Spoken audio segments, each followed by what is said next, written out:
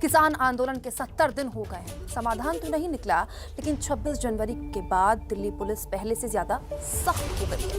कीलें टीकरी से लेकर गाजीपुर तक पहुंच चुकी हैं। पुलिस की सख्ती के बीच महापंचायतों के जरिए आंदोलन में जान डालने की भी कोशिश हो रही है।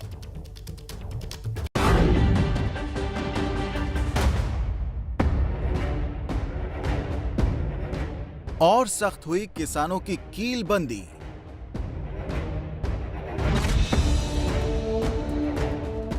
सत्तर दिन बॉर्डर पर और बढ़ा घमासान।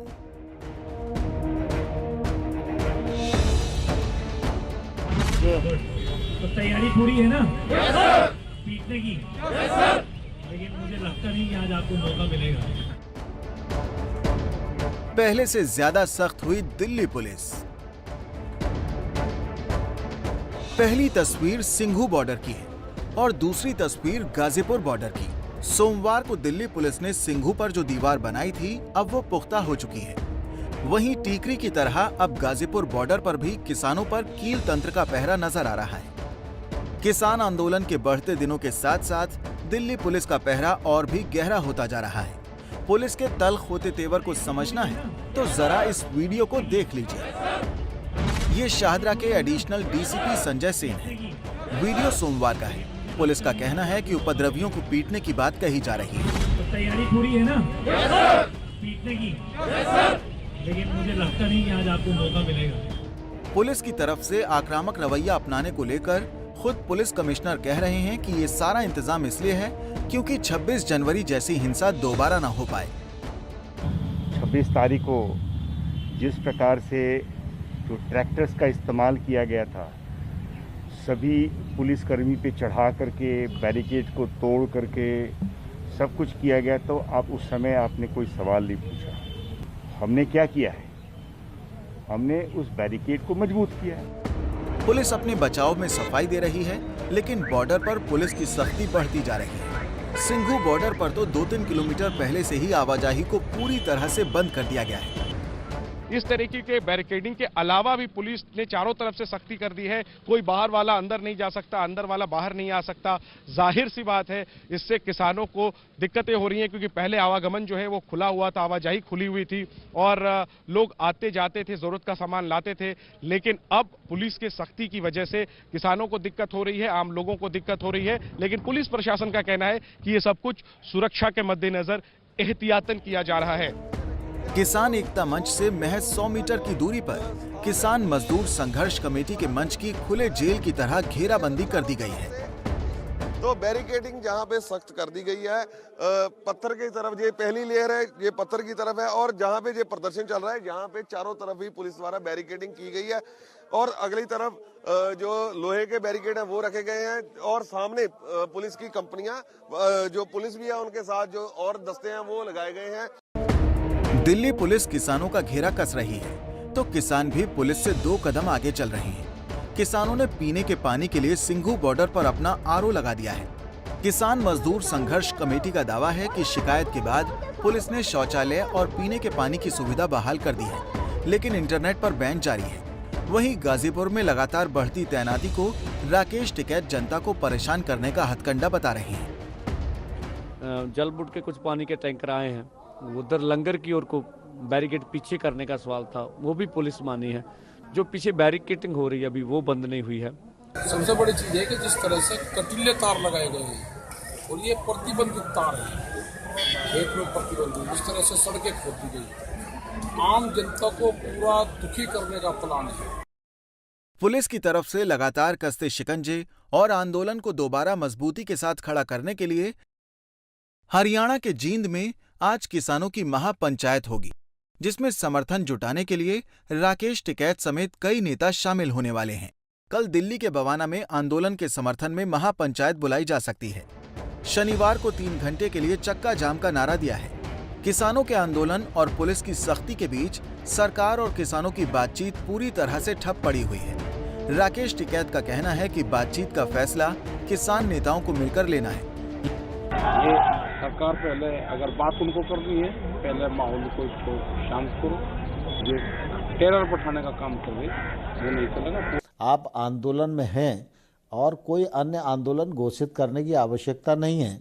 आप थोड़ा आगे बढ़ें और हमारे प्रस्ताव पर विचार करें, निर्णय की ओर बढ़ें, जिससे किसान भी अपने घर जाएं और देश में भी शांति स्थापित हो। सरकार और किसानों के बीच की लड़ाई में फिलहाल जमीन पर जवान और किसान आमने सामने नजर आ रहे हैं और दिल्ली की सीमाओं का हाल देश की सरहद जैसा नजर आ रहा है।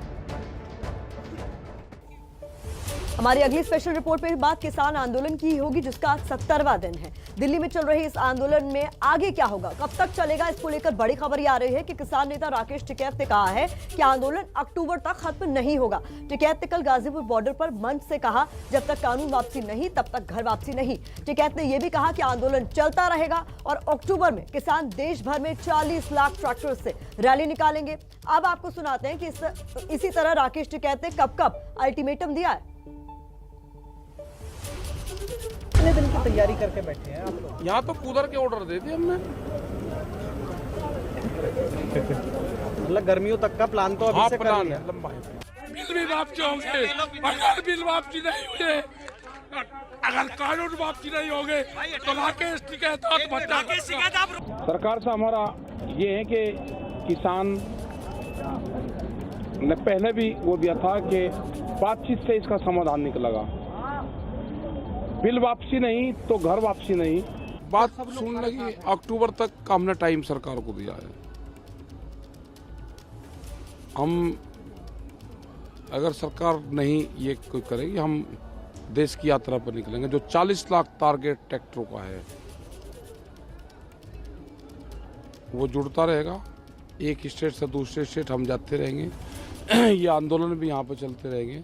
हम देश पर निकलेंगे और ये बिल ही वापसी होंगे। एक तरफ आंदोलन जहां लंबा खिंचता जा रहा है, वहीं किसानों के मुद्दे ने बजट सत्र का माहौल भी गर्म कर दिया है। बजट सत्र के दूसरे दिन यानी कि कल संसद के दोनों सदनों में जबरदस्त हंगामा हुआ। हंगामा इस कदर बढ़ा कि राज्यसभा को 4 बार तो लोकसभा को 2 बार स्थगित करना पड़ा और आखिर में पूरे दिन के लिए सदनों को स्थगित कर दिया गया।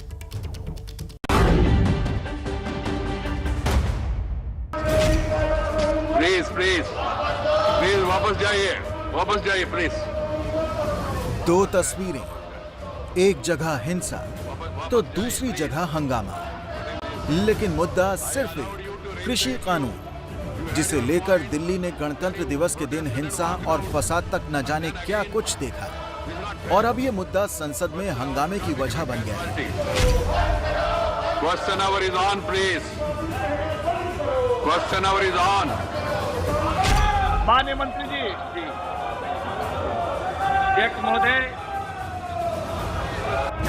बजट सत्र के दूसरे दिन राज्यसभा से लेकर लोकसभा तक कृषि कानूनों का मुद्दा उठा। तीनों कृषि कानूनों को रद्द किए जाने की जो मांग किसान 70 दिनों से उठा रहे हैं, सदन में पूरा विपक्ष उसे समर्थन दे रहा है और इसी वजह से बजट सत्र का दूसरा दिन हंगामे से भरा रहा। किसी सूचना के लिए अनुमति प्रदान नहीं की गई है।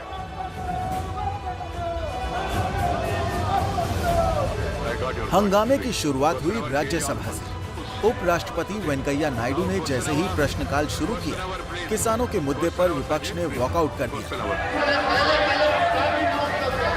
आप सेपरेट मान के बोलिए। विपक्ष के जाने से सवाल जवाब का सिलसिला शांति से चलता रहा। इस बीच अचानक पीएम मोदी सदन में बैठे दिखते हैं। पीएम की ये तस्वीर सामने आती ही है कि पीछे से विपक्ष भी वहां आ धमकता है और शोरगुल बढ़ जाता है, जिससे उपराष्ट्रपति नाराज हो गए।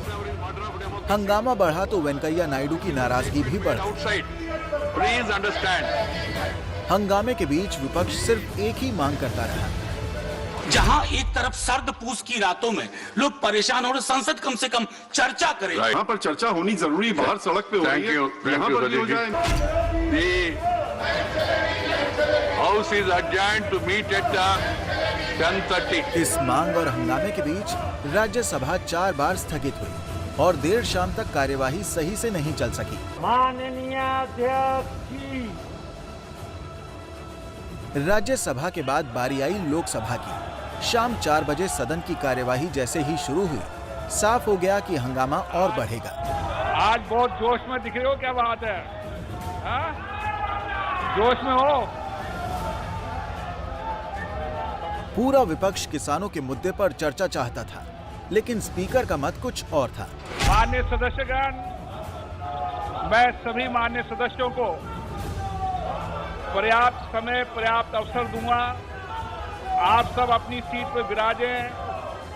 जिन विषय पर आप उठा रहे हैं उन विषय पर मैं चर्चा करने का आपको मौका दूंगा।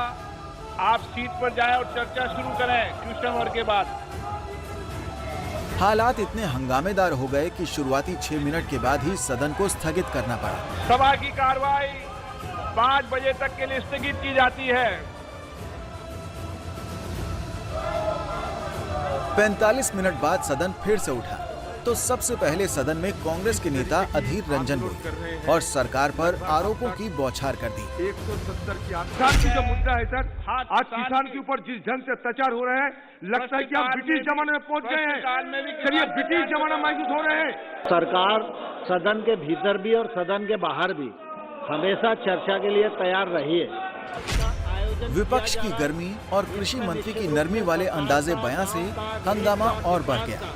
नौबत ये आ गई कि सिर्फ 10 मिनट के भीतर ही दूसरी बार सदन को स्थगित करना पड़ा। माननीय आप प्लीज सीट पर जाकर बोले। जितनी जोर से नारे लगा रहे हैं उतनी देर से आप जोर से बोलें। सभा की कार्रवाई को 7 बजे तक के लिए स्थगित की जाती है।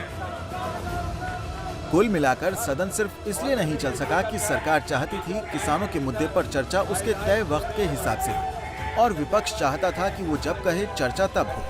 किसानों को सताया जा रहा है और हम ये चाहते हैं कि जो किसान इन 3 कानूनों के खिलाफ लड़ रहा है उसको सपोर्ट करने के लिए हम सभी लोग कोशिश कर रहे हैं। आप किसान का मामला भी उठाइए। अगर समय ज़्यादा चाहिए तो समय भी ज़्यादा देने के लिए तैयार है और उस चर्चा का उत्तर सरकार देने के लिए तैयार है। तो चर्चा तो करना चाहिए। इस गर्मा गर्मी के बीच बजट सत्र का आज तीसरा दिन है। विपक्ष की अदावत और सरकार के तेवरों को देखते हुए इस बात की पूरी उम्मीद है कि आज का दिन भी हंगामेदार रहने वाला है। राष्ट्रपति जी के अभिभाषण पर चर्चा करने जा रहे हैं। और इस बीच दिल्ली पुलिस ने हिंसा फैलाने वालों पर शिकंजा कसना शुरू कर दिया है। हालांकि लाल किला हिंसा का मुख्य आरोपी अब तक फरार है। किसान आंदोलन को लेकर आज सुप्रीम कोर्ट में भी सुनवाई होने वाली है।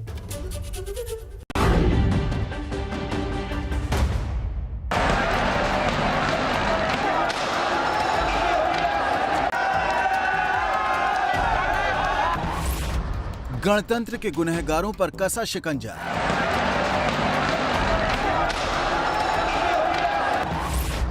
पचास से ज्यादा हुड़दंगियों की पहचान।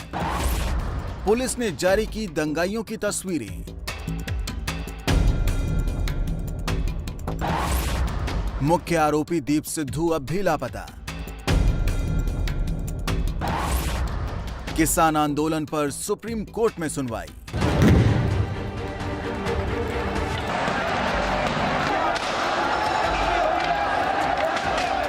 ये गणतंत्र के उन गुनहगारों की तस्वीरें हैं जिनकी तलाश पुलिस को है। दिल्ली पुलिस ने 26 जनवरी को हिंसा फैलाने वाले 12 लोगों की तस्वीरें जारी की हैं। इन 12 के साथ साथ 26 जनवरी को हिंसा फैलाने का मुख्य आरोपी दीप सिद्धू, पूर्व गैंगस्टर लखा सिधाना और लाल किले पर झंडा फहराने वाला जुगराज अब भी लापता है, जिसकी तलाश में क्राइम ब्रांच की टीम पंजाब में खाक छान रही है। मुख्य आरोपी और Punjabi singer Deep Sidhu social media पर वीडियो जारी कर रहा है, लेकिन अब तक पुलिस की पकड़ से बाहर है।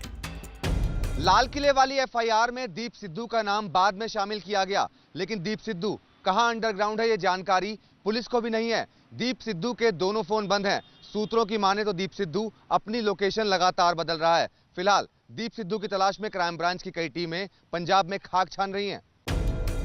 फरार दीप सिद्धू की लोकेशन 26 जनवरी के बाद हरियाणा और फिर पंजाब हुई। जानकारी के मुताबिक अब दीप सिद्धू के बिहार में छिपे होने का शक जताया जा रहा है। दिल्ली पुलिस ने तीनों आरोपियों की तलाश और तेज कर दी है। क्राइम ब्रांच की 13 टीमें जांच कर रही हैं, जिन्होंने 50 से ज्यादा हुड़दंगियों की पहचान कर ली है। अब तक 14 ट्रैक्टर जब्त भी किए गए हैं। पुलिस अपनी कार्रवाई आगे बढ़ा रही है, साथ ही दावा भी कर रही है कि कसूरवारों को किसी भी तरह बख्शा नहीं जाएगा। ईमेल्स मिले हैं, बहुत सारे पिक्चर्स मिले हैं, तो उन सभी को खंगाला जा रहा है उन सभी से FRS के माध्यम से, वीडियो एनालिसिस के माध्यम से हम उसको छानबीन कर रहे हैं और जिसका भी इसमें शमूलियत है उसके खिलाफ कानूनी प्रक्रिया जरूर शुरू होगी। 26 जनवरी की हिंसा का केस अब सुप्रीम कोर्ट भी पहुंच चुका है, जिस पर आज सुनवाई होने वाली है। हिंसा से जुड़ी कल 5 याचिकाएं आई हैं, जिसमें हिंसा को देश विरोधी ताकतों की साजिश, अंतर्राष्ट्रीय साजिश की आशंका में NIA की जांच, पुलिस सरकार की लापरवाही तो किसी में रिटायर्ड जज की अध्यक्षता में आयोग गठन की मांग की गई है। किसान आंदोलन को लेकर गृह मंत्रालय ने लोकसभा में लिखित जवाब भी दिया है, जिसमें राज्यों के सिर पर ठीकरा फोड़ा गया है। किसान आंदोलन के दौरान गई जानों पर गृह मंत्रालय ने कहा, जांच और जान माल की रक्षा की जिम्मेदारी मुख्य रूप से संबंधित राज्य सरकारों की होती है। 26 जनवरी को कई जगहों पर पुलिस और प्रदर्शनकारियों के बीच झड़प पर गृह मंत्रालय ने पुलिस का बचाव करते हुए कहा, किसान काफी उग्र हो गए थे और पुलिस वालों पर हमले भी किए, इसलिए पुलिस के पास उन्हें रोकने और नियंत्रित करने के लिए आंसू गैस, वाटर कैनन और हल्के बल प्रयोग के अलावा कोई रास्ता नहीं था। सरकार और पुलिस के तेवर से साफ है कि हुड़दंगियों के खिलाफ कार्रवाई में कोताही नहीं बरती जाएगी। पोस्टर जारी करके पुलिस ने इस ओर इशारा भी कर दिया है।